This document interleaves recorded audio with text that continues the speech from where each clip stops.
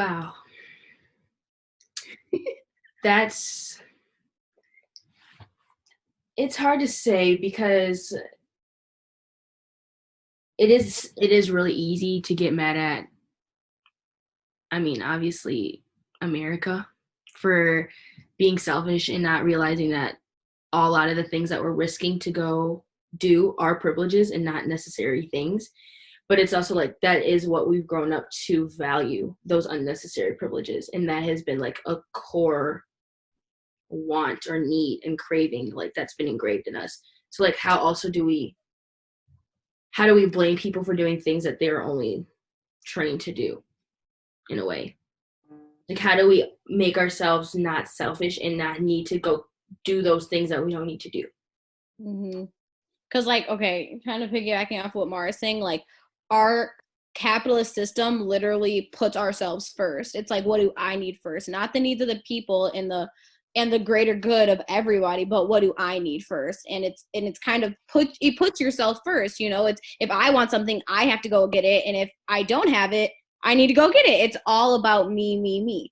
And so then when it comes to us just thinking like, oh, as kids even, we can't get it, but how can we protect our parents? How can we protect our grandparents? Like, how can we do those things for people who aren't us or our friends? We can't even rationalize it because the system has taught us every single day that it is about you. And if you want to do it, you can. And if you don't, you don't. Yeah, I think, you guys bring up a great point about how selfish, Americans truly are. We look at, especially those protesters who were on the line of the governor's mansion earlier this week or last week. And I guarantee you very few of them were frontline workers, whether in the hospitals or the transportation system, right, who are directly affected by this, right? And if we look at the stay-at-home order, right, it drastically decreased public transportation, right? So limiting the risk of those frontline workers who are driving our city buses, operating our trains, right, doing all that, right, it drastically decreased the risk of them catching this virus, right? And especially in the front lines, if we didn't have the stay-at-home order, the hospitals would be overwhelmed way more than they are right now, right? And we see death rates skyrocket, way more than 40,000 deaths than we have right now.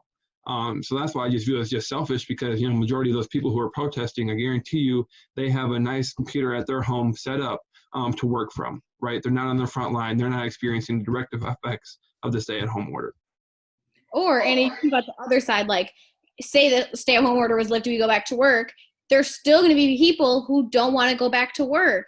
Exactly. Like the people who actually have to be in these jobs and interacting with people, most of them don't want to be there. Nurses, doctors, if they could be at home right now, they would be, but they realize that they're putting their lives on the line to save other lives. Like, they chose a field that they were going to have to do that, and they're willing to do that. At least we can respect them enough to do our part. Even if it's one person, even if you're, one family, it's like you can all do something.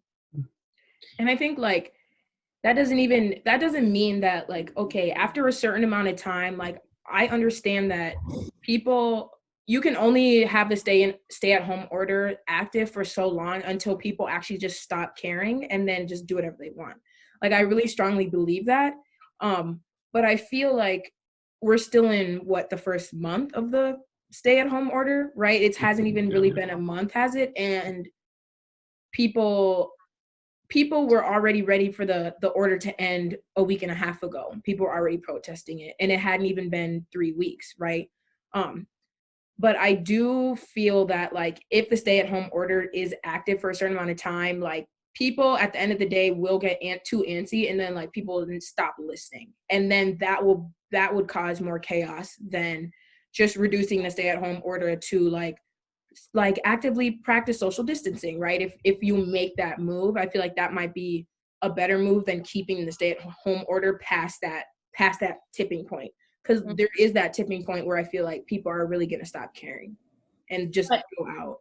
The only thing with people not caring is, like, if they keep the stores closed, it doesn't matter if people don't care because the stores are closed. So, like, yeah, we can all go to the park right now, and 100 of us can stand in the park and protest, but the store isn't still going to open, and that's not going to let us go to the movies, let us go to our concerts. And so it is showing that you actually have to have true obedience to the system if right now, because it's an infection, it's not like a different case where there's war times or something else, but it's like, this is a disease that we go together, we're we're all gonna get sick. So the government, I feel like, isn't gonna listen to us, if that makes sense. Mm. Yeah.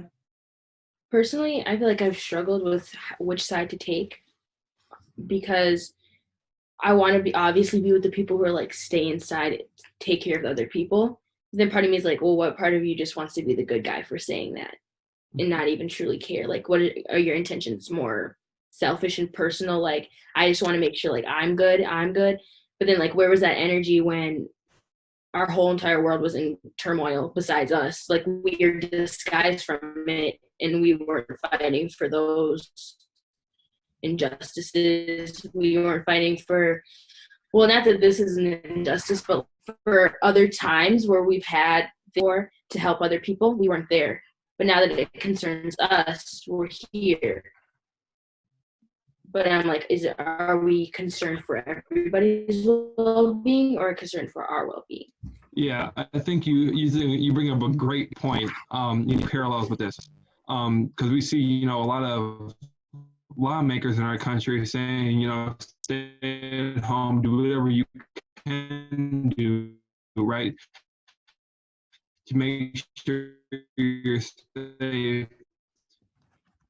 Now, ultimately, coming from a selfish perspective, I want to make sure my family's, everyone else comes. We start to see, we don't see change happen because it hasn't directly affected these lawmakers' lives. And that's what ultimately we're seeing, kind of two parallels here, right? Now it's starting to affect people's personal lives, and that's why they're starting to say, stay home, protect your neighbor, right? And it's just, you bring up an interesting point. It's just so sad that we have to get to this point to really draw those parallels.